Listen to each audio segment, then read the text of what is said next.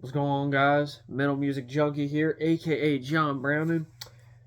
And today I am going to be ranking all of the Lamb of God albums from worst to best.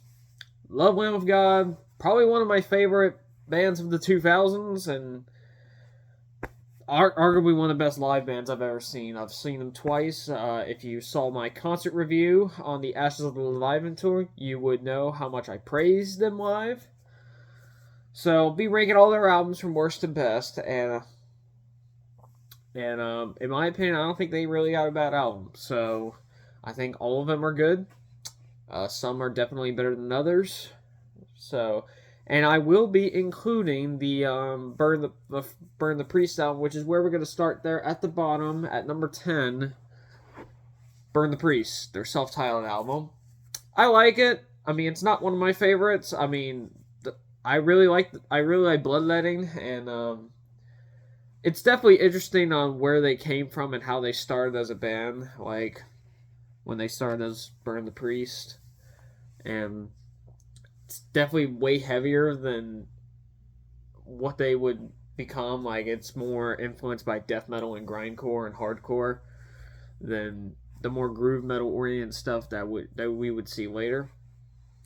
But overall, definitely interesting. Just not something I would return very often, but I do like it. So at number 10, we have Burn the Priest. Coming in at number 9 is Wrath, that came out in 2009. I dig it. It's not like one of my favorites by them, and it's kind of one of my least favorites by them, but there is a lot of really good songs on there, like Set to Fail, which is probably one of my favorite Lamb of God songs, not going to lie. Dead Seeds, In Your Words, and some other really good songs on there. So yeah, at number 9 we have Wrath. At number 8 is the real, well, Burn the Priest technically is, but their first album as Lamb of God. At number 8, New American Gospel, released in 2000. Again, kind of like Burn the Priest, I dig it. It's just not something I return to very often. I mean, Black Label, arguably also one of their best songs. There's some other really good songs on there, like I can't really think of right now, but it is a good album. I don't think there's a bad song on there, but it's not just something I return to. All right, coming in at number 7 is their latest album that came out in 2022, Omens. I really dug it when it came out. I still dig it. I probably don't dig it as much as when it came out because sometimes when a band you really love releases an album and you're like really into it when it first come out, but then after that you're kind of like not as into it as you were when it came out because the excitement of it kind of wore off. That's kind of how I feel about Omens, but it is a good album nonetheless. Nevermore, the title track Ditch is arguably probably one of their heaviest songs of their modern era. And I also like the song that they released as part of the outtakes, Evidence. Arguably, I think that should have been on the album. Evidence, I think it's a fantastic song. So at number 7, Omens. Coming in at number 6, we have Resolution. That came out in 2012. I've always really dug this album. Obviously you have the song Ghost Walking, which is a really good one. The Undertow, the number 6, the title track, and I also really like the closing track King Me, which just kind of has that symphonic metal type thing. As much as I love Lamb of God, I will admit a lot of their shit does sound the same after a while, which is why I hear some people complain about the band. It was like, oh, it sounds the same. Yeah, I know, and I get that. But with this one, I really felt they did something different on it. I kind of wish they would have done something more like that on some of their other albums, but it's great that they did it. All right, coming in at number 5 is their self-titled album that came out in 2020. It was released shortly after the pandemic, and yeah, we all know how 2020 was. And this was also around the time I was getting into them. Like, not when this came out, but like shortly after, like a few, like 6 months after it came out, I knew about Lamb of God, but I didn't check it out until I didn't really check them out until like months later. And this was one, and I heard some of the early stuff. Then I heard this. I'm like, all right, they still got it. Memento Mori has arguably become a live staple for them. Like, I always loved playing that song live, like with the beginning and then the "Wake Up" like that.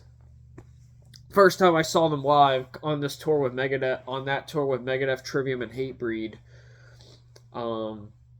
That was fucking amazing when they played that live.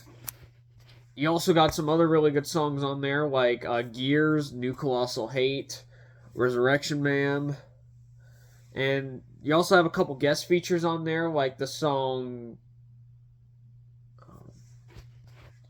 Features a couple guest spots, like the song Gears, which features Chuck Billy from Testament, and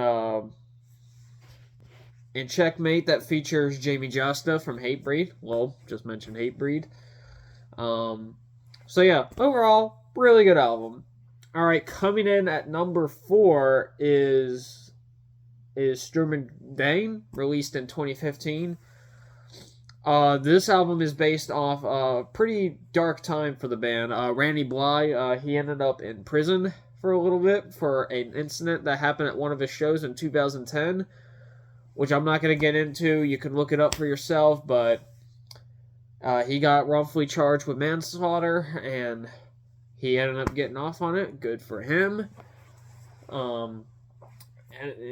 And again, really solid album. The song 512, which was based off his prison sentence, and the song Still Echoes is another really good one,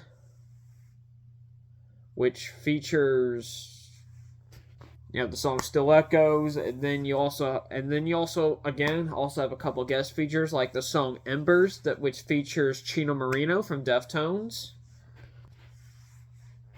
And then the song Torches, which features Greg DePato from Dillinger Escape Plan, and he is also in the current band Better Lovers. Which, check out that band, by the way. They're about to release their debut album, but topic for another time. Just saying, check that band out.